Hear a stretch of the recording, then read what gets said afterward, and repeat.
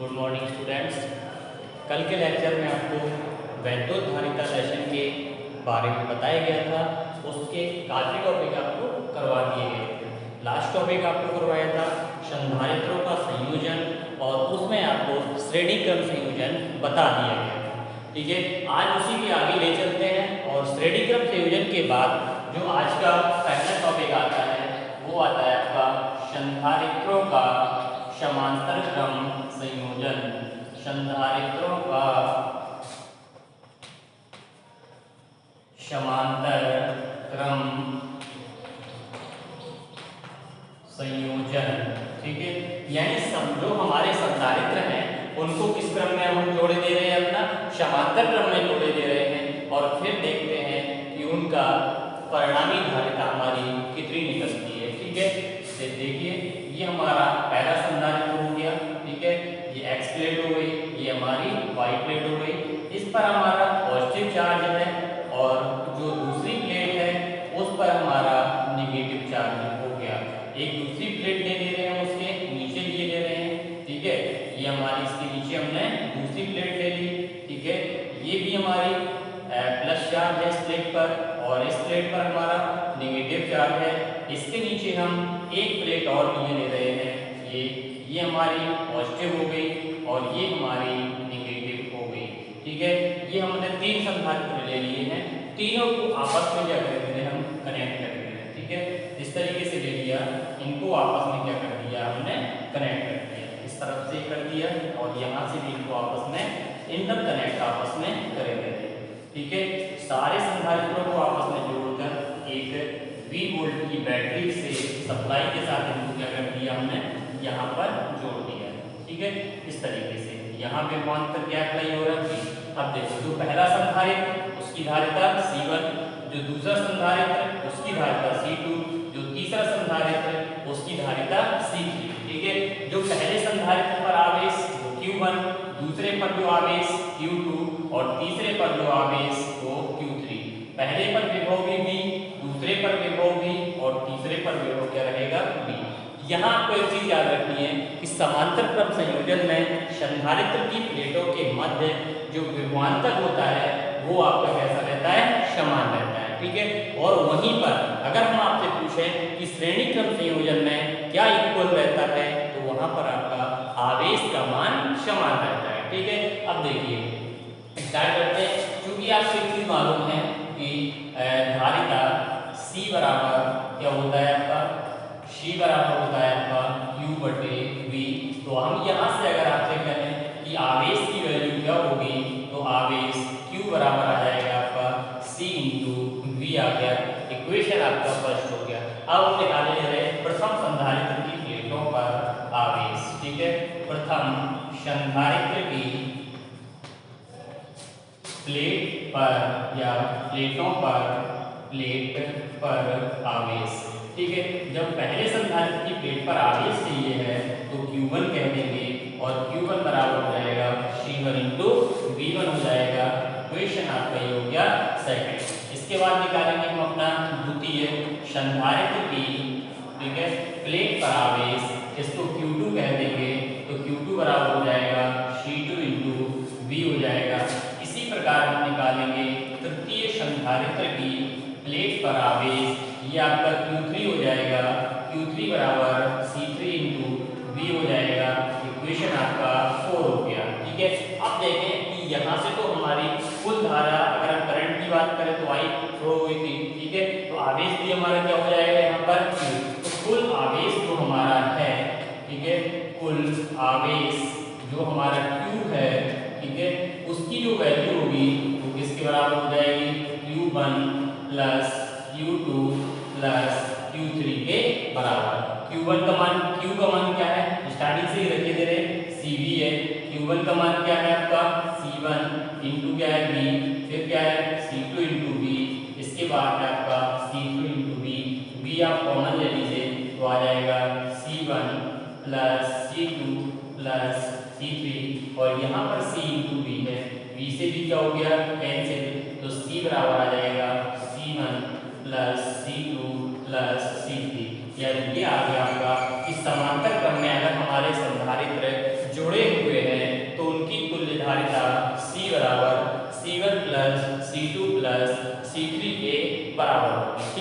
वहीं पर कल जो आपको डेरिवेशन करवाया था श्रेणी क्रम संयोजन, तो श्रेणी क्रम में आपको याद होगा कि परिणामी जो धारिता हुआ करती थी वो किसके बराबर थी, 1/C1 plus 1/C2 plus 1/C3 के बराबर होती थी। ठीक है, यानी श्रेणी क्रम में क्या है, परिणामी 1/C चलता है और समांतर क्रम में क्या चलता है आपका C बराबर C1 plus C2 plus C3।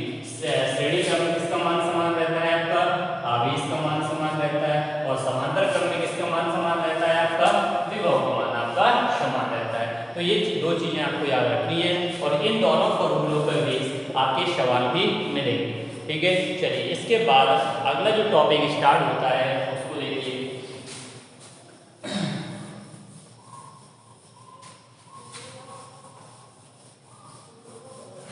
इसके बाद आगे आता है आपका स्थितिज ऊर्जा। ठीक है, आवेशित संधारित्र की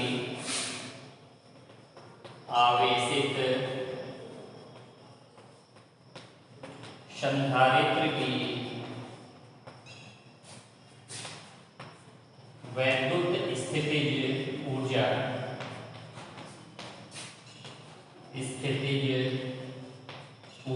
ठीक है, यानी हमारा जो संधारित्र है उसकी वैद्युत स्थितिज ऊर्जा क्या होगी ये आपको यहाँ पे निकालना है।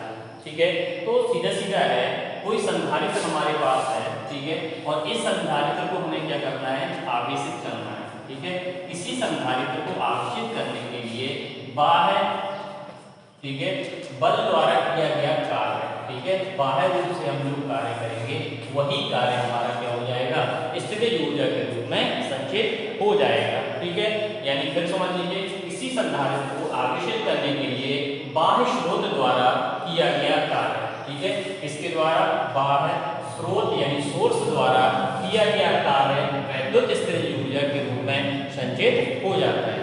आप परिभाषा लिखिएगा कि किसी संधारित्र को आवेशित करने के लिए बाह्य स्रोत द्वारा किया गया कार्य संधारित्र की वैद्युत स्थितिज ऊर्जा के बराबर होता है।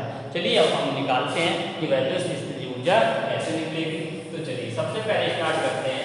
आपने अभी भी पढ़ा है कि जो धारिता होती है, ठीक है, C से व्यक्त करते हैं और धारिता C बराबर क्या होता है आपका, Q/V होता है। तो हम आपसे कहेंगे यहाँ से अगर विभव का मान क्या होगा तो आप विभव निकाल सकते हैं, V बराबर हो जाएगा Q अपॉन क्या हो गया, C हो गया। इक्वेशन आपका फर्स्ट हो गया। अब ये भी हमने देखा कि बाह्य स्रोत द्वारा किया गया कार्य, यानी हमें क्या चाहिए, कार्य चाहिए। ठीक है, तो हम निकाल रहे हैं कार्य। ठीक है, तो कार्य W बराबर आपको मालूम है क्या होता है आपका, V इंटू क्या होता है Q। ठीक है, V इंटू क्या मान ले रहे हैं अपना, dQ मान ले रहे हैं। ठीक है, तो अपना यहाँ लगाए दे रहे हैं कार्य W बराबर या स्मॉल कार्य dW बराबर मान लीजिए V इंटू क्या होता है, dQ होता है। ठीक है, अब V का मान उठा के रख दीजिए तो क्या होगा, Q अपॉन C और इंटू क्या हो जाएगा आपका dQ, और यहाँ क्या चल रहा है dW। इक्वेशन थर्ड क्या कर दिए, इसका समाकलन कर देगा।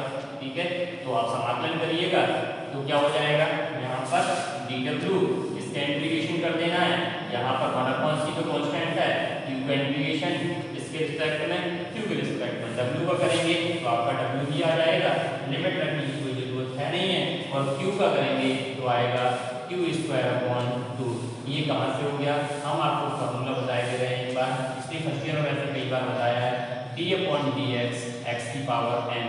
कभी भी इसका आपको समाकलन करना है यहाँ, तो integration of x⁴n into dx ये हुआ करता था x⁴n+1 अपॉन n+1, उसी के अकॉर्डिंग हमने इसको सॉल्व कर दिया है। तो हमारा ये निकल के आ गया, यानी जो हमारा कार्य है W वो आ गया अपना 1/2 Q² और अपॉन कितना हो गया, C हो गया। अभी हमने आपको बताया था कि जो कार्य है वही किसके रूप में हो जाता है, ऊर्जा के रूप में संचित हो जाता है, यानी हमारी ऊर्जा मिली 1/2 Q² और अपॉन क्या हो गया, C हो गया, ये मिल गई। अब इसके कई सारे रूप हम निकाल सकते हैं, इसमें फॉर्मूले में मान रखते हैं। ठीक है, चलिए एक सबसे पहले निकाल लेंगे यहाँ पे कि Q का मान रखते हैं। ठीक है, ये भी देख लीजिए, क्योंकि C बराबर क्या होता है, Q/V। तो अगर हम आपसे कहेंगे Q बराबर क्या हो जाएगा, C इंटू V, इसको रख दीजिए, इसको इक्वेशन मान लीजिए देखिए थर्ड में। ठीक है, Q का मान इस थर्ड में रख दीजिएगा, यहाँ लिख दो पुट इन थर्ड। जब आप थर्ड में रखेंगे तो ऊर्जा U बराबर 1/2 Q की जगह रखेंगे C² V² अपॉन क्या है C, एक C आपका 1/2 CV²। ये निकल के आ गया, एक मान निकल के आ गया।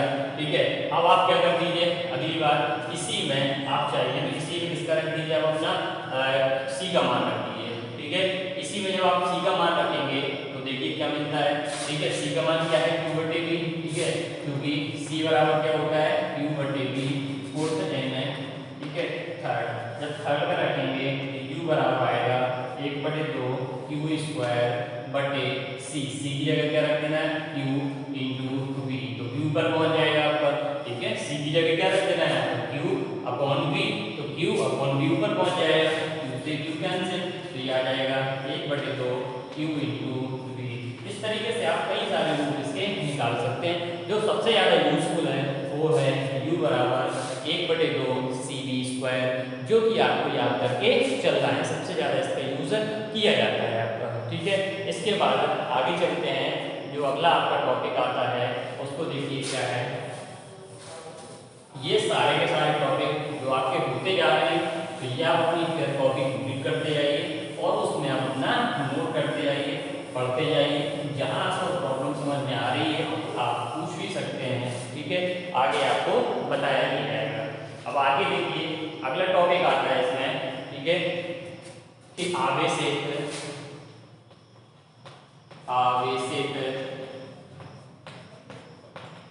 संधारित्र की प्लेटों के मध्य ऊर्जा घनत्व। ठीक है, यानी हमें निकालना है कि जो हमारा संधारित्र है उसकी प्लेटों के मध्य जो ऊर्जा घनत्व रहता है वो निकालना है आपका, किसके बराबर होता है। तो हम आपको बताए दे रहे हैं, कभी कभी वो डायरेक्ट पूछ लेता है कि सिद्ध करो कि संधारित्र की प्लेटों के मध्य जो ऊर्जा घनत्व होता है कि स्मॉल u से व्यक्त कर देते हैं, वो 1/2 ε0 और E² के बराबर होता है। कभी कभी 2 नंबर में डायरेक्ट पूछ लेता है कि सिद्ध करो कि ऊर्जा घनत्व U बराबर क्या होता है, 1/2 ε0 × E² होता है। ये आपको सिद्ध करना है। चलिए स्टार्ट करते हैं। ठीक है, और अगर ऊर्जा घनत्व की परिभाषा पूछते हैं तो क्या हो जाएगा कि कोई संधारित्र है हमारे पास। ठीक है, संधारित्र के ठीक है एकांक आयतन में उपस्थित ऊर्जा की जो मात्रा होगी वो क्या हो जाएगी, ऊर्जा घनत्व के बराबर हो जाएगी। चलिए अब स्टार्ट करते हैं। ठीक है, डेरिवेशन कैसे स्टार्ट करेंगे समझ लीजिए। सबसे पहले निकालना है अपना समांतर प्लेट संधारित्र की दायरा। ठीक है, क्योंकि प्रूफ देख लीजिए, इसका प्रूफ आप कैसे करेंगे। समांतर प्लेट संधारित्र की धारिता। ठीक है, सबको मालूम है C बराबर क्या होता है, A/ε0 और बटी क्या होता है, D होता है। ये हो गई हमारी समांतर प्लेट संधारित्र की धारिता। ठीक है, जब आपको समांतर प्लेट संधारित्र की धारिता मिल जाए फौरन आप लगा दीजिए ऊर्जा का फॉर्मूला। ठीक है, ऊर्जा U बराबर क्या होता है आपका, 1/2 CV² लगा दिए। C का मान अपना क्या कर दीजिए, तो क्या हो जाएगा 1/2। ठीक है, और आ जाएगा A/ε0 अपॉन क्या हो जाएगा D, D क्या है आपका V²। ठीक है, ये निकल के आ गया आपका, इतना हो गया। अब देखिए इसमें आपको क्या कर देना है। ठीक है, एक D का गुणा कर दीजिए और एक D से क्या कर दीजिए आप भाग कर दीजिए। 1/2 A/ε0 V² अपॉन D तो है ये, एक D से मल्टीप्लाई कर दिया और एक D से क्या कर दिया भाग दे दिया। तो देखो क्या बनेगा आगे, तो U बराबर आ जाएगा 1/2। ठीक है, एप्सिलॉन आपका सेम हो गया, V² सेम हो गया और D और D के गुणा करेंगे तो क्या हो जाएगा, D² हो जाएगा और A और इंटू D को क्या कर दिया हमने एक साथ कर दिया। तो ये हमारा अलग हो गया। अब आपको ये तो मालूम ही होता है क्योंकि वी नो दैट, क्या इसको एक बार और आगे सॉल्व कर देंगे। 1/2 एप्सिलॉन 0 और V अपॉन D जो होता है उसका होल स्क्वायर कर दीजिए और यहाँ क्या कर दे रहे हैं A इंटू D हो जाएगा आपका। ठीक है, अब क्योंकि V अपॉन D जो होता है वो इसके बराबर होता है आपका कैपिटल E के बराबर होता है, तो इसकी जगह कैपिटल E रख दीजिए, यानी U बराबर आ जाएगा 1/2 एप्सिलॉन कैपिटल E² और इंटू क्या हो गया A इंटू D।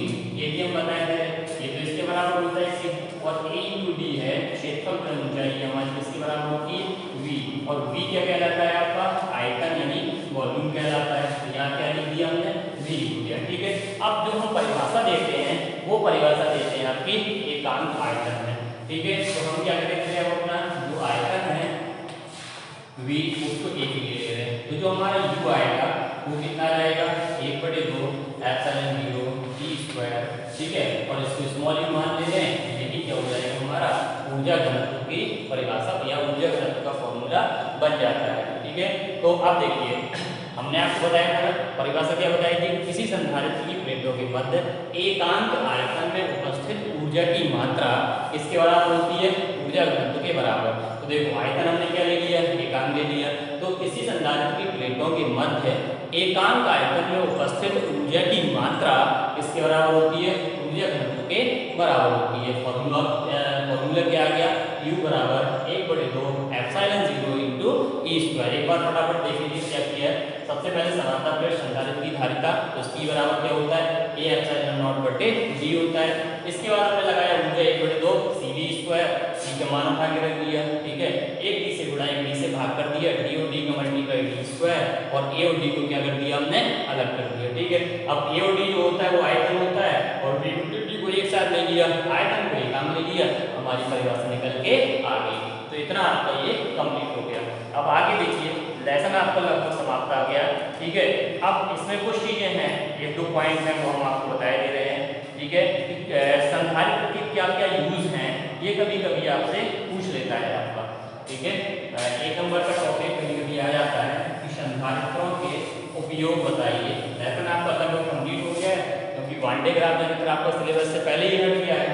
तो अब आपको बताना है संधारित्र के उपयोग।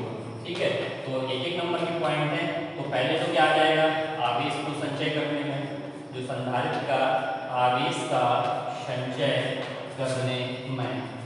ठीक है, पहला यूज हो गया। दूसरा क्या होता है आपका, ऊर्जा के संचय करने में, ऊर्जा के संचय के रूप में। ठीक है, ये सब रूप में। पहला क्या हो गया, आवेश के संचय के रूप में। दूसरा क्या हो गया आपका, ऊर्जा के संचय के रूप में। ठीक है, तीसरा क्या होता है, इलेक्ट्रॉनिक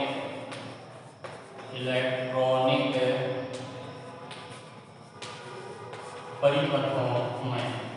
ठीक है, देखो जो आपके छोटे छोटे सर्किट वगैरह होते हैं उसमें कैपेसिटेंस लगा रहता है, रेडियो हुआ, टेलीविजन हुआ, इन सब चीज़ों में आपका इसको यूज होता है आपका वैद्युत उपकरणों में।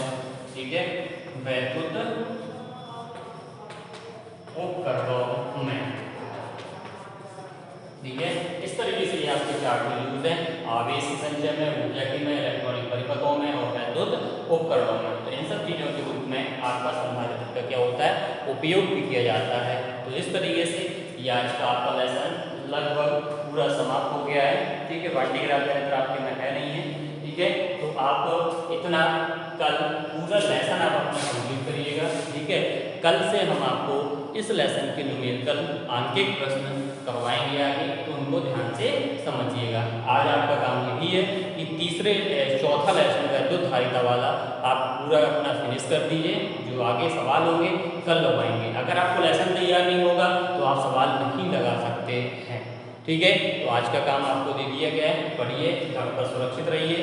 ठीक है, और चैनल को सब्सक्राइब जरूर करिए जिन्होंने नहीं किया है, और उसको शेयर भी करते रहिए सभी जगह पहुँचता रहेगा।